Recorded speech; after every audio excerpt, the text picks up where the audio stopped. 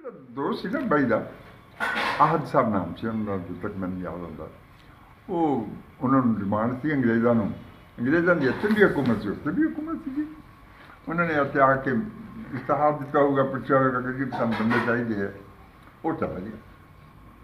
ਉਹ ਮੈਨੂੰ ਜਦ ਮਿਲਿਆ ਪਿੰਡੀ ਇੱਕ ਦਫਾ, ਤੇ ਮੈਂ ਉਹਨੂੰ ਪੁੱਛਿਆ, ਮੈਂ ਕਿਹਾ ਜੀ ਉਹ ਮੈਂ ਵਾਕਿਆ ਸੁਣੇ ਆ ਸ਼ੇਰ ਦੇ ਸ਼ਿਕਾਰ ਦਾ, ਤੁਸੀਂ ਜ਼ਰਾ ਦੱਸੋ।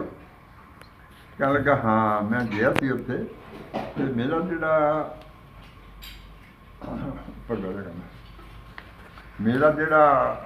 ਸੀ ਨਾ ਮਾਸਟਰ ਅੰਗਰੇਜ਼, ਉਹ ਵੀ ਸ਼ਿਕਾਰੀ ਸੀਗਾ, ਬੜੀਆਂ ਜ਼ਬਰਦਸਤ ਬੰਦੂਕਾਂ ਸੀ ਉਹਦੇ ਕੋਲ। ਜਾਂਦਾ ਰਹਿੰਦਾ ਸੀ ਉਹ, ਕਦੀ ਕਦੀ ਸ਼ੇਰ ਮਾਰਦੇ ਸੀ। ਲਾਅ ਨਹੀਂ ਸੀ ਉੱਥੇ, ਟਾਈਗਰ ਨਹੀਂ ਸੀਗੇ। ਕਹਿੰਦਾ ਮੈਂ ਇੱਕ ਦਿਨ ਕਿਹਾ ਜੀ ਮੈਨੂੰ ਵੀ ਜ਼ਰਾ ਦਿਖਾਓ ਤਮਾਸ਼ਾ ਹੈ। ਕਹਿਣ ਲੱਗੇ ਠੀਕ ਹੈ ਚੱਲੀ। ਜਿਸ ਦਿਨ ਜਾਣਾ ਸੀ ਉਹਨਾਂ ਨੇ, ਉਸ ਤੋਂ ਬੰਦੇ ਜਿਹੜੇ ਉਹਨਾਂ ਦੇ ਸੀ ਉੱਥੇ ਦੇ ਰਹਿਣ ਵਾਲੇ ਕਾਲੇ, ਉਹਨਾਂ ਨੇ ਉੱਪਰ ਜਾ ਕੇ ਉਹਨਾਂ ਲਈ ਉਹ ਬਣਾ ਦਿੱਤਾ ਮਚਾਨ, ਬੜਾ ਜ਼ਬਰਦਸਤ। ਔਰ ਇਹ ਜਾ ਕੇ ਚੜ੍ਹ ਕੇ ਬਹਿ ਗਏ ਕਿਸੇ ਵਕਤ, ਔਰ ਉੱਥੇ ਇੱਕ ਬੱਕਰਾ ਲਿਆ ਕੇ ਬੰਨ ਦਿੱਤਾ ਹੈਗਾ, ਸ਼ੇਰ ਆਏਗਾ। ਅਸੀਂ ਕਹਿੰਦੇ ਉੱਪਰ ਬੈਠੇ, ਇਹ ਬੰਦੂਕ ਲਈ ਬੈਠਾ, ਮੈਂ ਤਾਂ ਤਮਾਸ਼ਾ ਦੇਖਣਾ ਸੀਗਾ। ਥੋੜੀ ਦੇਰ ਬਾਅਦ ਇੱਕ ਲਾਈਨ ਆ ਗਿਆ, ਕਹਿੰਦਾ ਬੜਾ, ਔਰ ਉਹ ਆਇਆ। ਹੁਣ ਉਹਨੇ ਜ਼ਾਹਿਰਾ ਉਹਨੂੰ ਖਾਣਾ, ਉਹ ਆਇਆ, ਇੱਧਰੋਂ ਇੱਕ ਲੜਕੀ ਆ ਗਈ ਕਾਲੀ, ਔਰ ਉਹ ਲੜਕੀ ਕਹਿੰਦਾ ਬਹੁਤ ਜਵਾਨ ਜ਼ਬਰਦਸਤ ਤਾਕਤਵਰ ਔਰਤ, ਔਰ ਆਹ ਜਿਸਮ ਸਾਰਾ ਪੱਟਿਆਂ ਨਾਲ ਢੱਕਿਆ, ਕੇਲੇ ਦੇ ਕੱਪੜਾ ਤਾਂ ਹੈ ਹੀ ਨਹੀਂ।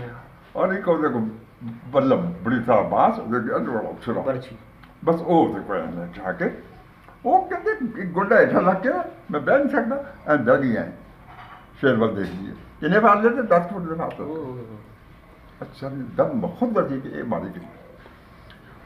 ਹੁਣ ਸ਼ੇਰ ਵੀ ਦੇਖ ਲਿਆ ਇਹਨੇ, ਕਹਿੰਦੇ ਦੇਖਿਆ ਉਹਨੂੰ ਕਰਨੇ ਲਈ, ਤਾਂ ਇੱਕ ਰੋੜੀ ਮਾਰੀ ਉਹਦੇ ਨਹੀਂ ਲੱਗੀ, ਉਹਨੇ ਆ ਕਰਕੇ ਦੇ ਝਾੜ ਦਿਆ।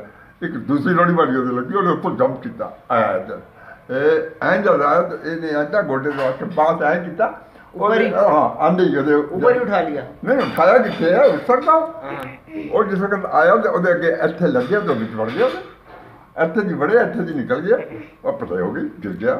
ਉਹ ਹੁਣ ਤੜਫ ਰਿਹਾ। ਹਾਂ, ਇਸ ਤੋਂ ਪਹਿਲਾਂ ਉਹਨੇ ਉਹਨਾਂ ਨੂੰ ਛਾਵਾ ਕਰਤਾ ਸੀ ਕਿ ਗੋਲੀ ਨਾ ਮਾਰੀ, ਮੈਂ ਮਾਰੂੰਗੀ। ਹਾਂ ਤੂੰ ਨਾ ਮਾਰੀ। ਵਾਹ ਲੋ ਜਨਾਬ, ਇਹ ਤਮਾਸ਼ਾ ਦੇਖਿਆ ਕਰਦੇ ਸਹਾਰਾ। ਔਰ ਉਹ ਕੁੜੀ ਉਹਦੇ ਇਰਦ ਗਿਰਦ ਨੱਚੀ, ਉਹ ਜੋ ਉਨਕਾ ਕਲਚਰ ਹੈ। ਹਾਂ, ਆਪਣਾ ਗਾਣਾ ਵੀ ਕੋਈ ਗਾਇਆ, ਨੱਚੀ। ਉਸ ਤੋਂ ਬਾਅਦ ਠੰਡਾ ਹੋ ਗਿਆ। ਅੱਛਾ ਉਹਨੇ ਠੱਪ ਕਰਨਾ ਸੀ, ਐਸਾ ਉਤਰਨ ਤੋਂ ਪਹਿਲਾਂ ਕਹਿੰਦਾ ਉਸ ਅੰਗਰੇਜ਼ ਨੇ ਉਹਦੇ ਸਿਰ 'ਚ ਗੋਲੀ ਮਾਰੀ, ਫਿਰ ਉਤਰਿਆ। ਹੁਣ ਪਤਾ ਨਹੀਂ ਆਉਂਦਾ ਯਾਰ, ਵੈਸੇ